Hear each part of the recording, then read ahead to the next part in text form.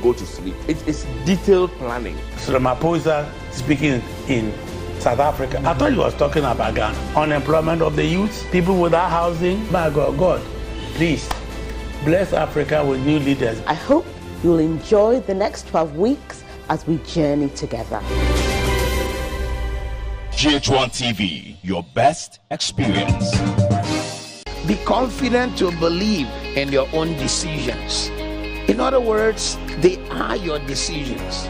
Own them, accept them, live by them, enjoy them.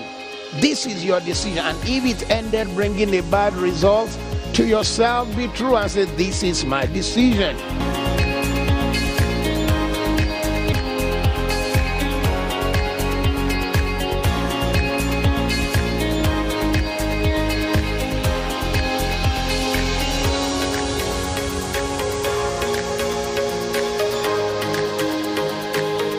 Life Class with Matthew Ishimalolo.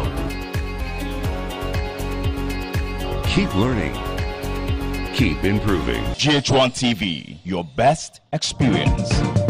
This season I chose 2 African countries that are very, very dear to my heart.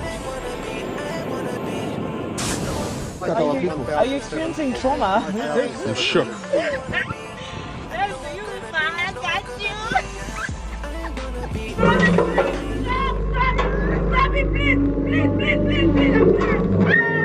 They need help. They need help. No.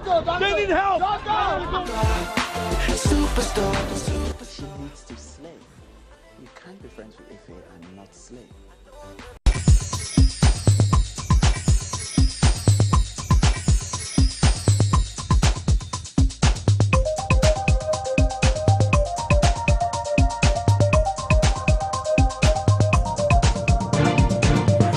GH1 TV, your best experience.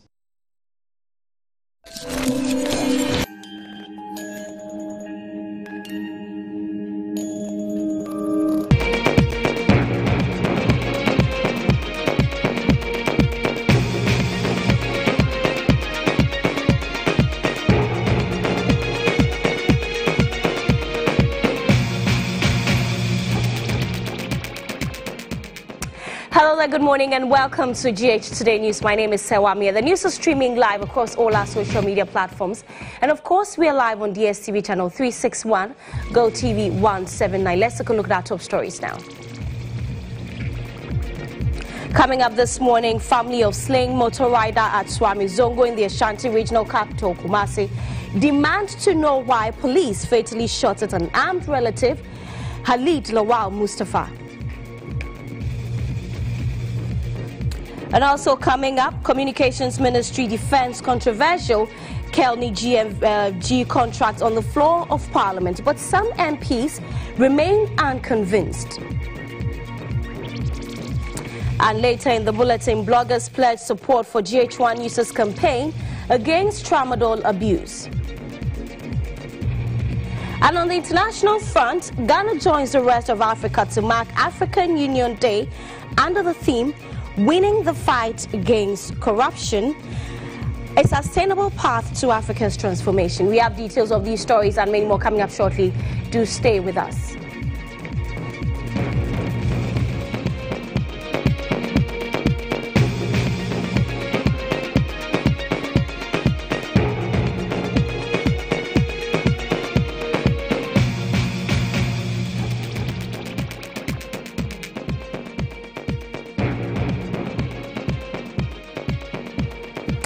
Welcome to the program. So the campaign to end tramadol abuse in the country has reached top notch as GH1 TV is engaging top bloggers to help push the campaign further. Under the hashtag End Tramadol Abuse with GH1, the Tramadol Abuse campaign is to raise public awareness about the dangers of abusing tramadol and to bring on board relevant stakeholders including the Ministry of Health and the Ghana Pharmaceutical Society to drum home the dangers of taking tramadol without prescription. On June 12, GH1 TV will hold a forum to climax its campaign against tramadol abuse among the youth in Ghana. This will be preceded with a health walk to address the dangers the youth are exposed to by abusing the prescription drug tramadol. Ahead of these events, GH1 TV has engaged bloggers to help spread the campaign against tramadol abuse on major news and entertainment websites as well as social media handles. It's a national forum on the abuse of tramadol and why we are asking government to take a firm stance to end the abuse. The bloggers who were present at the program pledged to use their platform to spread the campaign. A lot of them are willing to work, but they are probably doing works which can't bring them enough to make ends meet, and it's leading them into this kind of lifestyle. We, the bloggers, have to come on board, try and help with our platforms, and I can speak for my boss, and Ghana Celebrities is willing to help with this. Thank you so much. I think photography says it all. You can use photography to do a lot of stuff, and I think we as professional photographers and bloggers, we will join GH1 any day, anytime they call on us to put an end to this. I like the fact that, I mean, gone are the days where, you know, some things are being fished out for us to know in the public domain. I mean, when I saw your campaign about the usage of tramadol, I mean, I was so enthused. I'm like, at least somebody is doing something great. We are definitely going to use our platforms to surely help GH1 and yourself to end this thing. Ambassador for the End Tramadol Abuse campaign with GH1, Fancy Gadam, has also promised to use his network to champion the fight against tramadol abuse. The ghetto youth, they are making me who I am, you understand? So if their life is in danger, Fancy Gadam life is in danger, you understand? So I am ever ready to support this movement. And I'm very happy that GH1 took this initiative to, you know, educate a lot of people to stop this tramadol thing. So thank you so much. I am really grateful to part of, and I'm ready to follow you to every ghetto. Fantastic. The hashtag End Tramadol Abuse with GH1 campaign aims to draw the attention of the Ministry of Health and other stakeholders to the menace and draw up a national roadmap on how to tackle it. Pregnant women and newborns living in malaria-endemic areas such as Ghana are especially vulnerable. According to the Maternal Task Force website, coverage of malaria prevention, screening and treatment among pregnant women remains low in areas of sub-Saharan Africa, despite investments in malaria in pregnancy and clear evidence of effective interventions. 5 million pregnant women are at risk of malaria. According to the World Health Organization, malaria accounts for over 10,000 maternal and 200,000 neonatal deaths per year. Malaria in pregnancy also contributes to the significant perinatal morbidity and mortality. Sustainable Development Goal 3 confronts the issue of good health and well-being.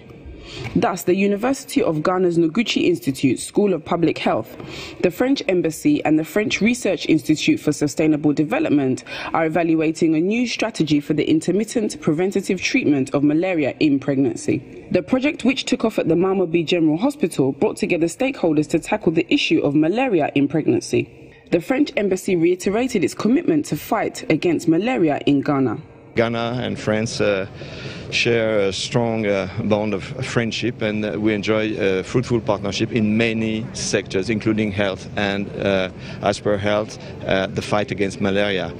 This particular project that concerns the Mamobi Hospital regards the fight against malaria in pregnancy, and we know that we have to fight it in against to make sure that the economic and social development take place in the future in Ghana without that disease. His Excellency Francois Pujolas believes that Ghana cannot have sustainable economic growth without a sustainable health system.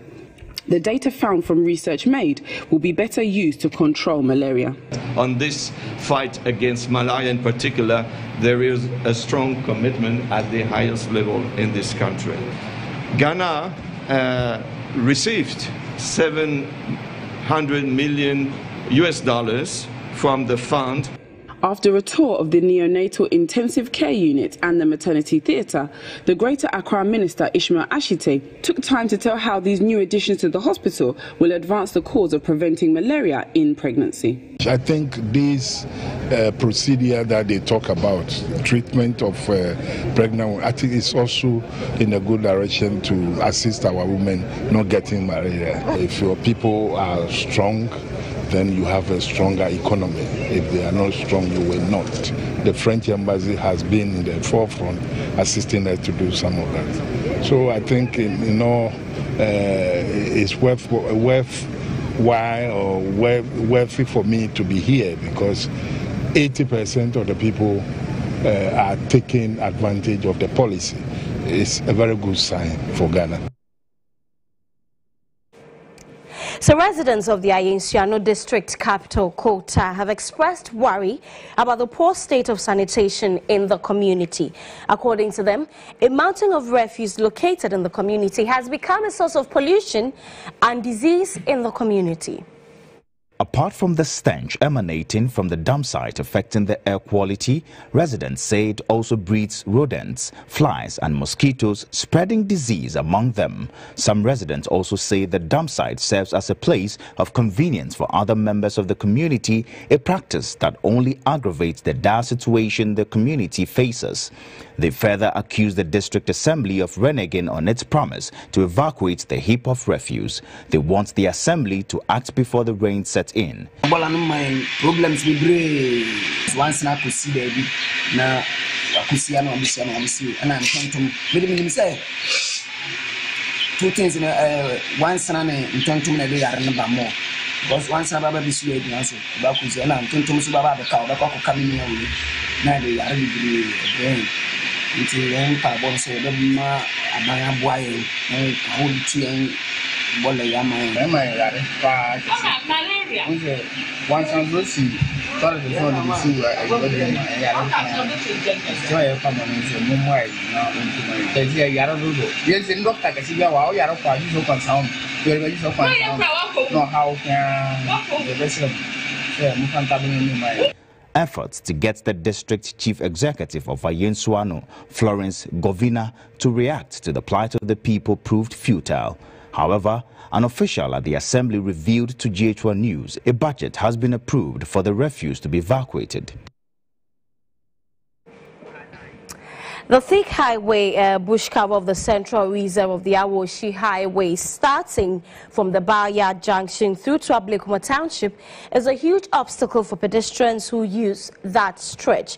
They say the overgrown weeds makes it difficult to see across the street, hence putting their lives in danger. The narrow strip of land that separates lanes of traffic traveling in the opposite direction has been left to become home of weeds.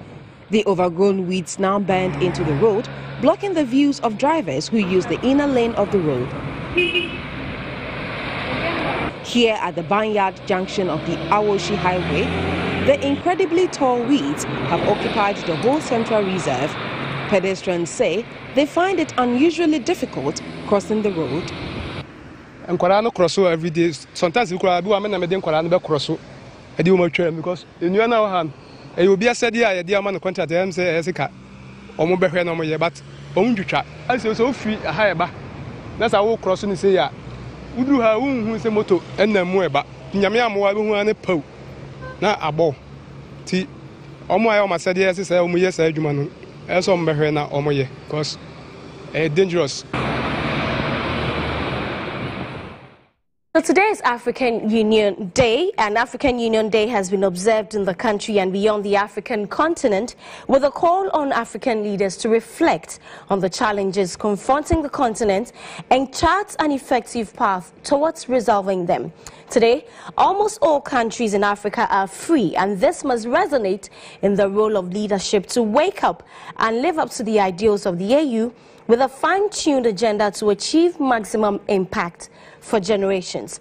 The AU, since its formation in 2002 to replace the Organization of African Unity, OAU, has been spearheading the continent's socio-economic development, peace and security and integration. However, it must move away from being a union of political leaders to a union of African people as we mark the 16th anniversary with a reflection on the core objective of promoting unity and solidarity among African states. This year will be marked under the theme, Winning the Fight Against Corruption, a Sustainable Path to Africa's Transformation. So there appears to be confusion over whether or not Deputy Roads and Highways Minister, also Laura MP, will be quizzed by police in connection to corruption charges brought against the GFA boss. News broke yesterday that Anthony Cabo was to visit the CID headquarters, but police later denied this. Now, Deputy Majority Chief Whip has confirmed that the police indeed extended an invitation to the Deputy Roads Minister and also Laura MP Anthony Cabo to appear at the CID office next week. Some MPs, including Second Deputy Speaker Alan Bagban, questioned the procedure used by the police to invite Laura MP Anthony Cabo to assist in investigations regarding the announced video. The police failed to notify Parliament about the invitation as required by the Constitution. Since we are all subject to the laws of the land, in trying to get a member to respond to allegations of criminal nature, there are procedures to be followed by the state institutions and officials. And those procedures include first getting the information across to the Right Honourable Speaker and making available whatever evidence at the disposal of that state agency.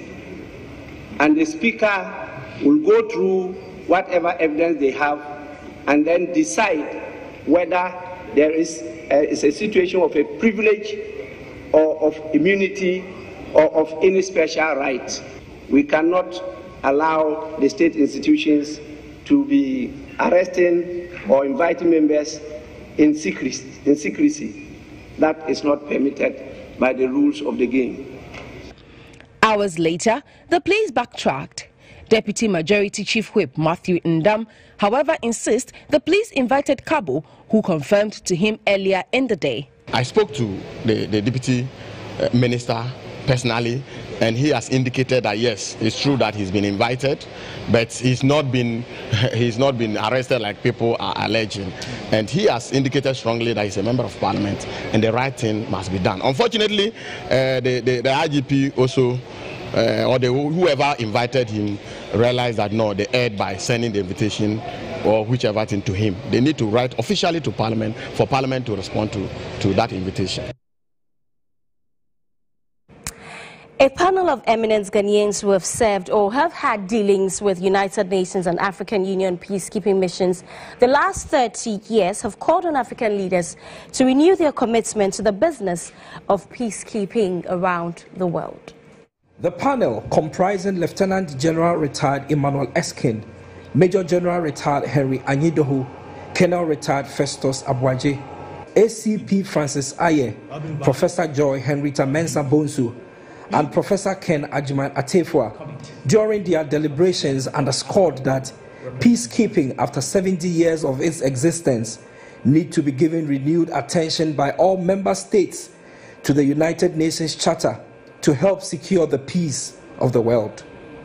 The high-level dialogue, which was in commemoration of the International Day for the United Nations Peacekeeper, was held at the Kofi Annan International Peacekeeping Training Center.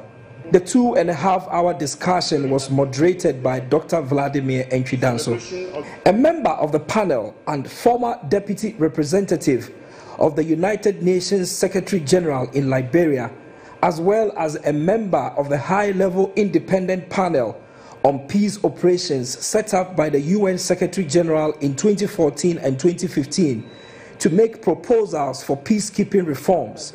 Professor Joy Henrietta Mensah Bonsu, after the dialogue, shared her thoughts on the state of peacekeeping operations in the world and the way forward for peacekeeping in parts of the world where it is needed most. The idea of having a multi-dimensional peacekeeping mission was mooted in the Brahimi report.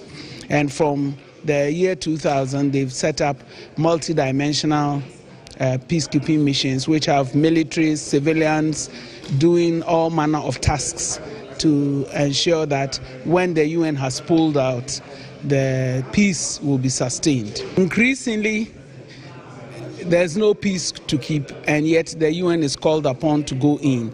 And that accounts for some of the casualties that we now have, because the peacekeeping doctrine is based upon the consent of the member states, impartiality. Let's go over to Parliament now, because the Communications Ministry yesterday mounted a spirited defense for the $89 million Kelny GVG deal. Policy think tank Imani Ghana has raised issues with the contract, which will see the company monitor revenues of telcos for the purpose of taxation. President of Imani Ghana, Franklin Kujo, has demanded the head of Communications Minister, Esla Owusu, over the deal. Thank you, Mr. Speaker. Parliament today summoned the minister to appear next week with a brief. MP Samuel Okujato Ablakwa, who requested the minister be summoned, argued the public deserves to know details of the contract. I'm wondering if, Mr. Speaker, the Honourable Minister for Communications cannot be programmed to appear before us in the ensuing week, because out there the national debate is that it will appear that Parliament is not being proactive. Civil society organizations are asking why Parliament has been silent in this whole matter. And it's really raging on and on and on. This morning, apart from the ANAS expose, is the biggest matter which is being discussed. However, speaking to GH1 News, Deputy Communications Minister George Anda argued Imani has been misinformed about the deal. It's either that they have genuinely been misinformed, or they have been misinformed, or they have chosen to be misinformed for whatever reason. Maybe there's some other motivation that they have, but as far as I'm concerned, I mean, Imani is supposed to be a think tank. Okay, Imani can easily check its facts and figures. Not once have we received a formal request from Imani that these are the areas that they have concerns of, and it's quite interesting because if you take that, if you look at December 2017, Imani recognized the Ministry of Communications as the lead ministry in Ghana. Okay, as far as quality engagements were concerned, as far as transparency was concerned, as far as policy direction was concerned. I mean, yes, I do recognize that it's not a lifetime achievement, but what has changed since then? According to the Deputy Minister, government is rather making savings after abrogating Suba Info Solutions and AfriWave contracts entered into by the previous administration. The country was losing $2.6 million a month. It was never of interest to you. Okay, now we've stopped those contracts and we are delivering this as 55% less. Should that be you patting us on the back, or you thinking that the government is going to lose money? We are delivering additional scope at a cheaper price, and equipment becomes owned by the government of Ghana at the end of the period of the contract. I mean, geez, I mean, it can't get any better than this. MP for Nigo Pram Sam George has, however, described the deal as stinking theft. In an interview with GH1 News, the MP, who is also a member of the Communications Committee, disclosed the NCA can execute the task given to Kelny GVG, saving the state huge sums. He blames the former administration and Parliament for the mess the country finds itself in regarding monitoring of revenues of telcos. The Kelny GVG deal is the biggest single act of corruption in this government. The problem of having AfriWave and Suba running comes from this House of Parliament. When the ICH bill came before us, if Parliament had not been partisan and allowed the right thing to be done, we won't have the problems we are having. It was Parliament that shaved off part of what AfriWave should have done to create room for Suba. This same Parliament.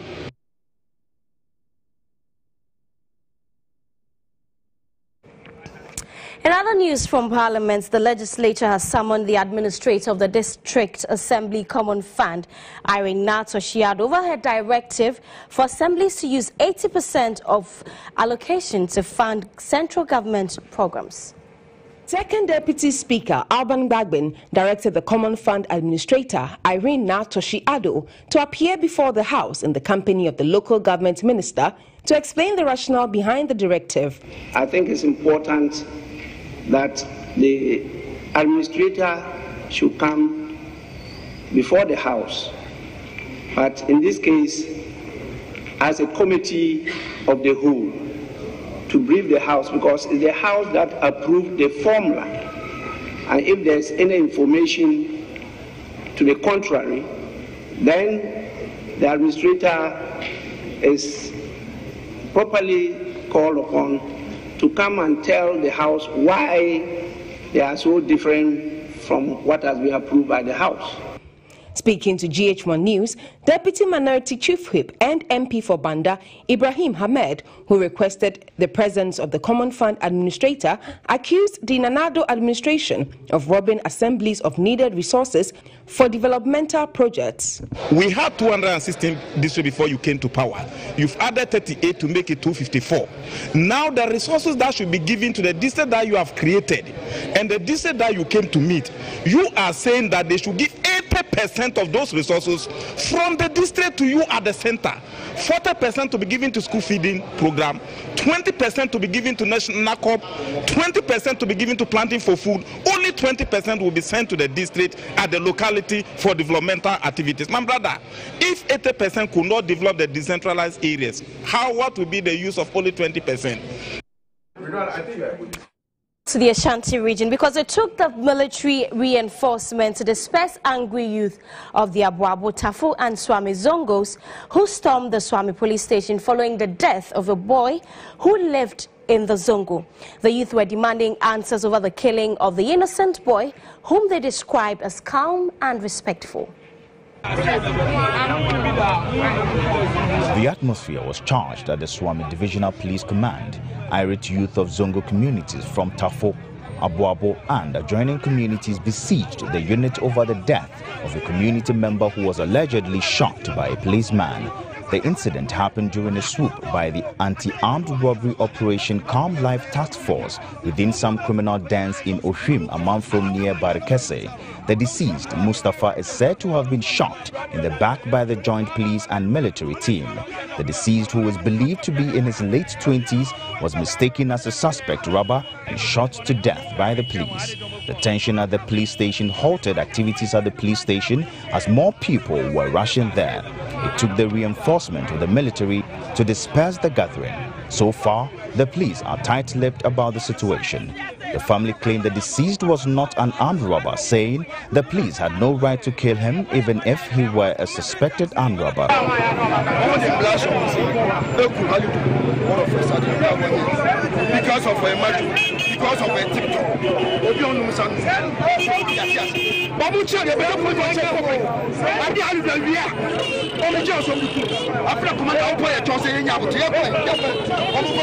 Here's a brother of the deceased, Abdul Razak Bwampa, who says they are seeking justice for their brother, whom they insist is innocent. And from Kumasi, let's go to Cape Coast because the Metropolitan Chief Executive for Cape Coast, Ernest Arthur, has assured the people of the area his commitment in rolling out programs and policies which will greatly improve livelihood in the area. His administration, he says, is committed at creating several job opportunities, especially for the youth. Speaking at the first meeting of the third session of the 7th Assembly of the Cape Coast Metropolitan Assembly sit-in, Ernest Arthur explained that projects like the bulb production plant is 70% completed and will employ a lot of the youth, aside helping the country to cut down on its bulb imports. Though the metropolis and region is touted as the citadel of education, many of the indigents or residents fail to make it to the prestigious senior high schools in the region. Many of the girls in the area have also taken to prostitution, a situation he says is unacceptable. It's ongoing and it's a sad thing in our metropolis. And, we are liaising with the gender activists to see how we can solve that if not entirely reduce, especially in Cape Coast. We don't have a very good name when it comes to issues like that. So we are liaising with the various stakeholders to see the appropriate measures that we need to put in place to solve some of those issues. So we are on course. Speaking in an exclusive interview with GH1 News' Central Regional Correspondent Kweku Ba-Chamfor on his vision for the metropolis, the MCE, Ernest Arthur, pledged his commitment to bring an end to the challenges undermining education in the area. We talk of three major aspects: the tourism aspect, education we've just spoken about, and then sanitation. you need a very healthy environment for the people to be well educated, and then provide all the tourism attractions we need for us to be one of the best cities in West Africa and in Africa. So those 3 areas we are going to concentrate on. As I speak to you now, plans are on the way. We are making an agreement to meet investors to see how we can tackle them one after the other. You're still watching GH Today News, and my name is Sewam here. Let's do some business news now. Award-winning broadcaster and managing news editor of GH1 TV, Nana Aba Anamwa, and renowned actor Mickey Osei-Beko have been unveiled as ambassadors for the National Egg Campaign by the United States Department of Agriculture. Egg contains nutritional values such as calories, protein, vitamins and omega-3 fatty acids, which are essential for human growth as well as fighting malnutrition amongst children. However, the consumption of egg is on the low in the country. It is estimated that per capita consumption of eggs hovers around 18 to 24 eggs of about a 26 million population per annum, compared with that of the United States of America, which hovers around 255 eggs, and France, which hovers around 248 eggs. Currently, the poultry industry is facing some level of challenges as the consumption of eggs is staying low. But the United States Department of Agriculture anticipates that the figures would pick up with the introduction of the Assist Management of Poultry Layer Industries with feed improvement and efficiency strategies amplifies, which seeks to help egg production and consumption in Ghana. We really want to push hard that Ghanaians will make egg a habit, an egg a day. Egg is the cheapest source of protein, and it's a very dense food, and it is very beneficial for the growth of young children. It develops their brain so fast. It also helps pregnant and lactating mothers. And contrary to the belief of cholesterol, the cholesterol in eggs drives cardiovascular diseases down. In order to reach the larger public on egg consumption, the United States Department of Agriculture has unveiled award-winning broadcaster and managing news editor of GH1 TV, Nana Aba Anamwa, and Mickey Osei-Beko, a renowned actor, as ambassadors for its National Egg Campaign. This is to help educate consumers and the public with messages that will break the myth surrounding cholesterol associated with egg and also boost the poultry sector. I'm a big fan of egg. I mean, I love egg and pepper. I eat that a lot. When I go a day without food, I know I can always get an egg or two to keep me throughout the day. So I'm very happy to do this. It's not a very difficult task for me. And I think that it is very important that we spread the word, especially to the countryside, because we have too many cases of malnutrition. And I think that if eggs are available, it does two things. It helps the children to grow properly, and it also boosts the economy of the local poultry farmers. Mickey Osei-Beko expressed worry the underlying causes of Ghanaians' aversion to egg consumption and hoped the situation would improve with advocacy, especially in rural communities. If you come to our homes, we eat without even knowing what the food that we eat gives to us. But at least for eggs, we know it's nutritional, it has a lot of protein in it for the human body. And these are the things that we need, you know. And I'm even informed that the cholesterol in eggs are the ones that can help fight the cholesterol that we have in us that is killing us. So it's important. It's become more medicinal than just an ordinary food item. The National Egg Campaign is being supported by the Ghana National Association of Poultry Farmers, the Ministry of Agriculture and the Ghana Health Service.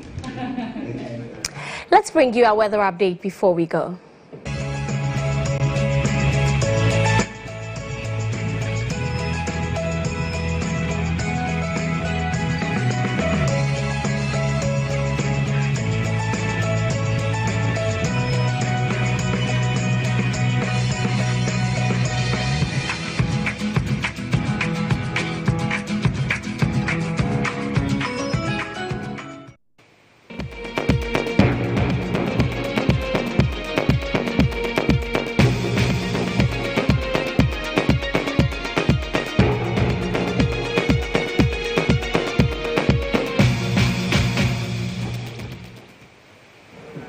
And that's it for the morning news. My name is Sewamia. Thank you very much for watching. The show continues shortly, and we have a surprise for you, so do stay tuned. Have a good morning.